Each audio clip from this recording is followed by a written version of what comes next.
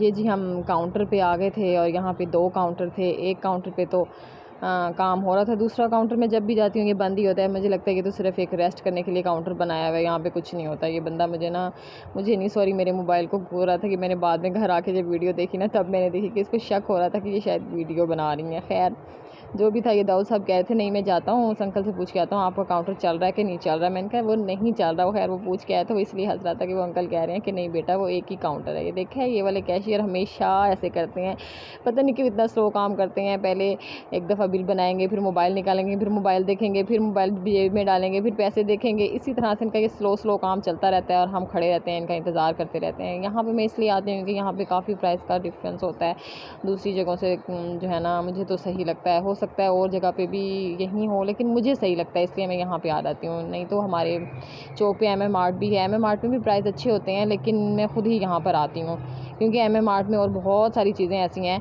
जहाँ पे जाओ तो वहाँ पे पैसों के ऊपर खर्चे उड़ जाते हैं। बच्चों को लेकर आओ तो बस फिर फंस गए आप। खैर अल्लाह अल्लाह करके हमारी बारी आ गई थी और कैशियर साहब जी रेडी हो गए थे। देखे फिर से उन्होंने मोबाइल ले लिया। ये यही काम होता है, ये बंदा पता नहीं क्या देखता रहता है मोबाइल पे, पता नहीं टाइम देखता है क्या करता है, मुझे तो ये समझ से काम बाहर है। ये बहुत स्लो काम करते हैं। ये देखेंगे दाऊद साहब ने 2 वेवी लेस ले लिए थे क्योंकि ये जिन्होंने रात को मूवी देखनी होती है और इनको वो रात को भूख लग जाती है। जब ये जितना ज़्यादा देर तक जागते हैं इनको भूख लग जाती है, इनको कुछ ना कुछ खाने के लिए चाहिए होता है। अपने आप के साथ मिलकर मूवीज़ देखते हैं रात को और रात को कहते हैं हमें खाने के लिए कुछ चाहिए। तो ये जी इसने अपने लिए ये शापर जो है ये दाऊद साहब का था और मेरा थोड़ा सा ही सामान था। तो ये जो है ना बच्चों को लेके आने का यही नुकसान होता है कि जो चीज़ हमें कम चाहिए होती है वो ज़्यादा लेनी पड़ती है। खैर सब्ज़ी की दुकान पे आ गए थे। सब्ज़ी पे जो है ना थोड़ा सा सामान वगैरह लेना था और ये घर आए तो फिर ये हमारे अब्दुल हादी की थी बर्थडे, थोड़ी सी सेलिब्रेशन है उनकी। जो आप आनी है उन्होंने उनको सरप्राइज़ दिया था फूड पांडा के थ्रू, उन्होंने केक और पिज़्ज़ा भेजा था अब्दुल हादी के लिए। थैंक यू जी आनी जी, हमारे बच्चे बहुत खुश हो गए सारे। अल्लाह ताला आपके नसीब अच्छे करे और आपकी जल्दी जल्दी से शादी करे, आपका टोला उठाए। जी तो ये प्याज जो है ना मैंने ब्राउन होने के लिए रख दिए थे। प्याज ब्राउन करने के लिए रख के और मैं बच्चों को अंदर देखने के लिए चली गई थी क्योंकि वो पढ़ रहे थे। तो जब मैं वापस आई तो वो जो साइड वाले प्याज थे वो सारे जल गए। अगर मैं वो प्याज ना निकालती तो ये चावल कड़वे कड़वे बनते। तो मैंने फटाफट आके वो प्याज निकाले के देखेंगे निकले पड़े हैं प्याज।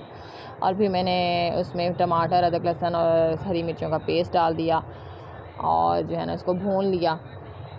जो है अगर नमक मसाला वगैरह डाला जिसमें चिकन क्यूब्स, कुटी लाल मिर्चें, गरम मसाला, ज़ीरा और सूखी जो है ना वो धनिया का पाउडर डाला। चिकन क्यूब्स में इसलिए डालती हूँ क्योंकि पहले हम चाइनीज़ नमक डालते थे लेकिन अब चाइनीज़ नमक नहीं डालते क्योंकि उससे ब्लड प्रेशर का बहुत मसला रहने लग गया घर वालों को। तो गरम मसाला भी अब मैं थोड़ा सा ही डालती हूँ क्योंकि चावलों में डालना तो खैर ज़रूरी होता है, सालन वगैरह में हमने डालना छोड़ दिया है। तो चिकन क्यूब्स में इसलिए डालती हूँ, टेस्ट अच्छा आ जाता है ना। तो यखनी तो सुबह ही मैंने बना ली थी क्योंकि गैस का बहुत इशू होता है। 12 बजे आती है, दोपहर को 2 बजे चली जाती है और यखनी बनने में टाइम लगता है। तो फिर मैंने सुबह जब अबू का नाश्ता बनाया था ना तो मैं तभी यखनी बना ली थी। और ये मैंने गोश्त डाल दिया है, गोश्त को थोड़ा सा भून लूँगी। शेर नहीं कहते, लाइन कहते हैं, लाइन। मंकी होता है, एम साउंड माँ मंकी। हाँ ये टाइगर है, टाइगर।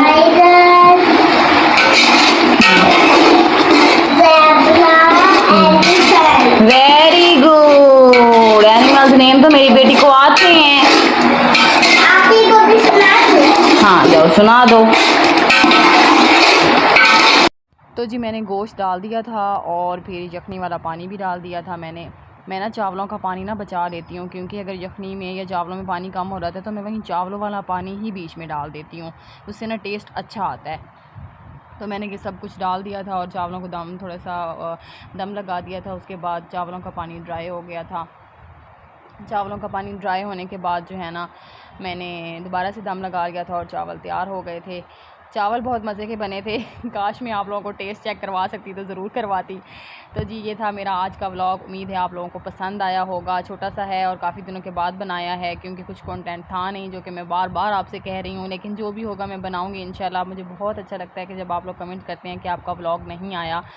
तो उम्मीद है आप लोगों को मेरा ये व्लॉग पसंद आया होगा और आप जिसने मेरे चैनल को सब्सक्राइब नहीं किया वो सब्सक्राइब कर लें। मेरी वीडियो को लाइक करें, शेयर करें, जितना हो सके प्लीज़ शेयर कीजिए और मेरी सारे व्लॉग्स को ज़रूर देखा करें और मेरे बेल आइकन पे क्लिक कर दीजिए। सॉरी मेरे चैनल के बेल आइकन पे क्लिक कर दिए ताकि हर आने वाली वीडियो की नोटिफिकेशन आपको मिले। अल्लाह हाफिज़।